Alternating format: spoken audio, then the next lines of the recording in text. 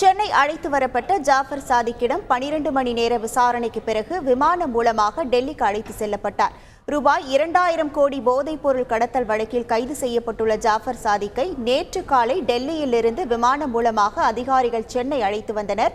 சென்னையை அடுத்த ஐயப்பாக்கம் போதைப் பொருள் தடுப்பு பிரிவு அலுவலகத்தில் வைத்து அவரிடம் சுமார் 12 மணி நேரத்திற்கும் மேலாக தீவிர விசாரணை நடத்தப்பட்டது.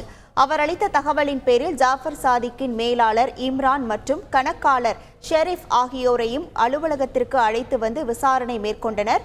குறிப்பாக இவர் போதைப் பொருள் கடத்தல் மூலமாக சம்பாதித்த சொத்துக்கள் குறித்தும் அவரிடம் தொடர்புடையவர்கள் குறித்தும் வாக்கு மூலமாக பெறப்பட்டது. நாளையுடன் ஜாஃபர் சாதிக்கின் கஸ்டடி முடிவடைவதால் அவரை விமானம் மூலமாக டெல்லிக்கு அழைத்து சென்றனர். அவர் அளித்த வாக்குமூலத்தை அடிப்படையாக வைத்து அடுத்த கட்ட நடவடிக்கையில் மத்திய போதைப் பொருள் தடுப்பு பிரிவு அதிகாரிகள் ஈடுபட உள்ளதாக தகவல் தெரிவித்துள்ளனர். செய்திகளை உடனுக்குடன் தெரிந்து கொள்ள உடனே சப்ஸ்கிரைப் பண்ணுங்க.